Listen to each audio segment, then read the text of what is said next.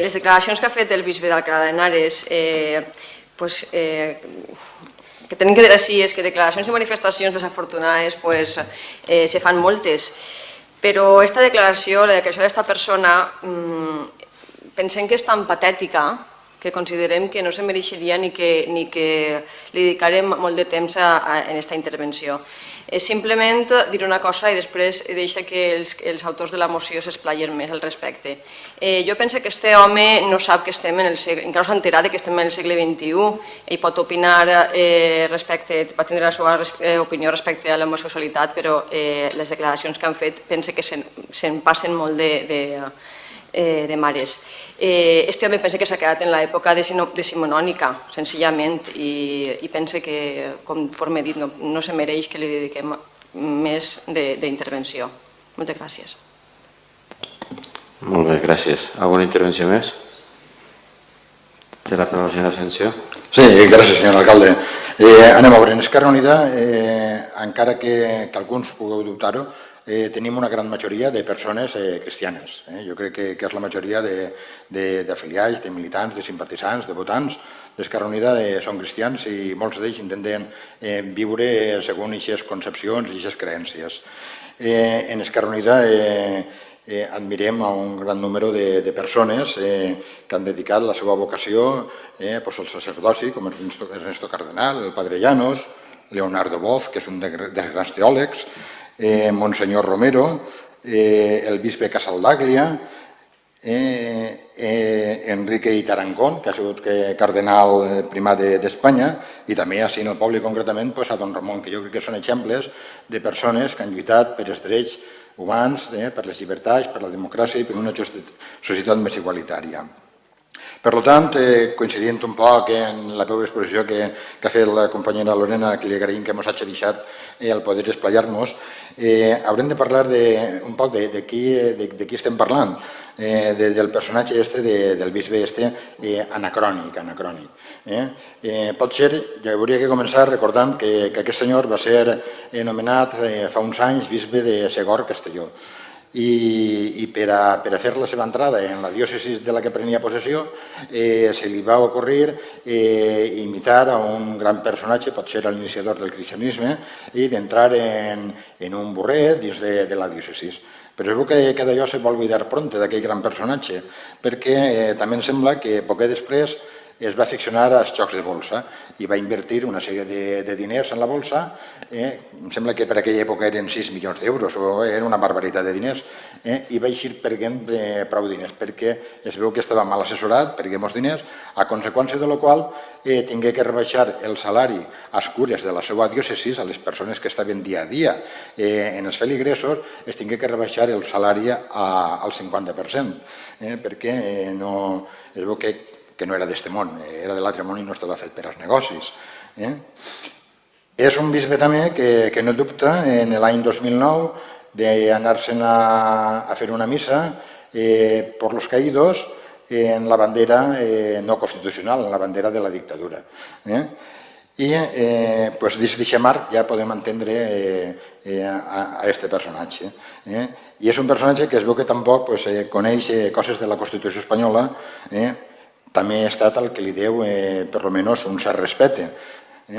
I és l'article 14 que diu que tots els espanyols i espanyoles som iguals davant de la llei, sense que hi hagin discriminacions per raó de naixement, de raça, de sexe, de religió, d'opinió o qualsevol altra condició o circumstància.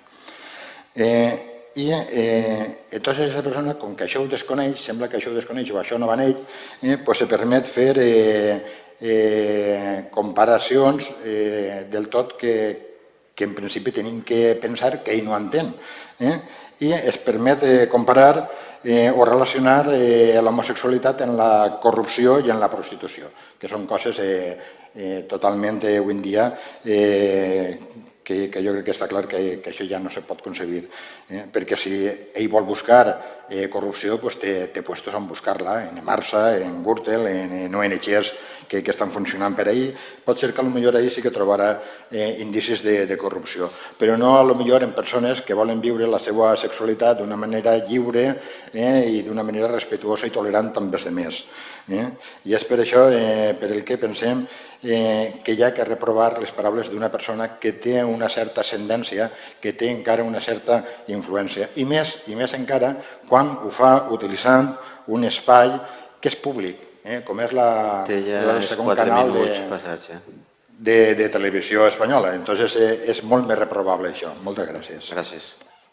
Yo el que puedo decir al respecto de esta moción, que es verdaderamente lamentable que una vegada més la manipulació en declaracions contra la llibertat d'expressió en l'àmbit eclesiàstic siguin manipulades d'esta manera. Jo vaig a remetre'm al que se va dir en esta homilia y va a decir exactamente: no se pueden corromper las personas ni siquiera con mensajes falsos. Quisiera decir una palabra a aquellas personas llevadas por tantas ideologías que acaban por no orientar bien lo que es la sexualidad humana. Piensan ya desde niño que tienen atracciones hacia las personas de su mismo sexo y a veces, para comprobarlo, se corrompen y se prostituyen. O van a clubes de hombres nocturnos. Os aseguro que encontrarán el infierno. Monseñor Reisplá no dijo, como se ha querido dar a entender, que los homosexuales fueran al infierno. Por su condición sexual, por favor, si te haces el favor, te calles, porque es que si no me molestas cuando estoy aquí. Perdón un momentito, porque creo que el tema es suficientemente serio como para no reírse. Vale, Monseñor Reisplá no dijo, como se ha querido dar a entender, como los sexuales fueran al infierno, sino los que tenían ciertas aptitudes y protagonizaban ciertas acciones estaban cayendo en el pecado. Vamos a ver, por su condición sexual no van al infierno, sino que van en función de las acciones que puedan realizar según sus creencias. Vale. Per altra part, l'arquebisbe Luis Martínez Estach, en una entrevista el passat 8 d'abril, no li porta la contrària a Monsenyor Reisplá, com en alguns mitjans de comunicació han volgut donar a entendre altra vegada manipulant el que és la informació. I el que va dir exactament, Monseñor Sistach afirmó, respondiendo al periodista: ustedes saben muy bien que la Iglesia ha dicho siempre que los homosexuales son personas como las otras, que se merecen toda la dignidad y tienen toda la dignidad y todo el respeto de todas personas y también de la Iglesia. Otras cosas, y muchas veces, son las actuaciones que nosotros hacemos, todos los hombres y mujeres. Y entonces, según nuestra fe, según nuestra religión, nuestras actuaciones pueden ser buenas o no buenas. ¿Vale? I jo li dic que qualsevol confessió poden dirigir-se als seus fidels. ¿Vale? I els que vulguin escoltar-lo, doncs l'escoltaran. I és que no, doncs faran les manifestacions que calguin. I este és el cas del bisbe de l'Alcalá de Henares, al que el principi de llibertat religiosa li conferís la capacitat d'exposar la seva doctrina. Moltes gràcies, senyor alcalde. Bueno, jo crec que el primer que n'hi hauria que aplicar-li a aquest senyor, a Reisplá, és un anunci que feia molts anys que deia «por ti no pasan los años». I és que jo crec que el pitjor de les declaracions no és ja el que diu, que ja és fort, sinó com ho diu. És que n'hi ha que reprovar-lo no sols per el contingut homòfob, sinó per arcaic. És que no es pot parlar en aquests termes. Parlar, per exemple, de que n'hi ha una orientació bona de la sexualitat, és a dir, que els homosexuals són aquelles persones que no orienten bé el que és la sexualitat humana, vull dir, això és preocupant. La sexualitat humana és una sexualitat que se pot orientar lliurement. L'única barrera que no es pot mai traspassar en la sexualitat humana és la de no respectar a l'altre també en la seva opció sexual. Vull dir, és que, i això qui no ho fan és l'únic reprobable, per lo de més, és que jo no entenc. Jo no crec que n'hi hagi que criticar i no crec que així s'estiga criticant a l'Església Catòlica. S'està criticant unes manifestacions desafortunades, que com s'ha dit així, són desafortunades, la diga un bisbe o la diga un emperador. És que això és el tema. És que, clar, vull dir, és que no se pot parlar en el segle XXI d'aquells que per comprovar-ho es corrompen i es prostitueixen o van a clubs d'hòmens. Bueno, d'entrada, com a mínim, salva a les lesbianes, que suposa jo que aniran a clubs de dones. És que és tot un mareig. És que dir que els homosexuals, com a persones que es prostitueixen i es promouen i promouen la corrupció de menors, no? És que igual del tema de la corrupció de menors n'hi ha que parlar, però en altres àmbits.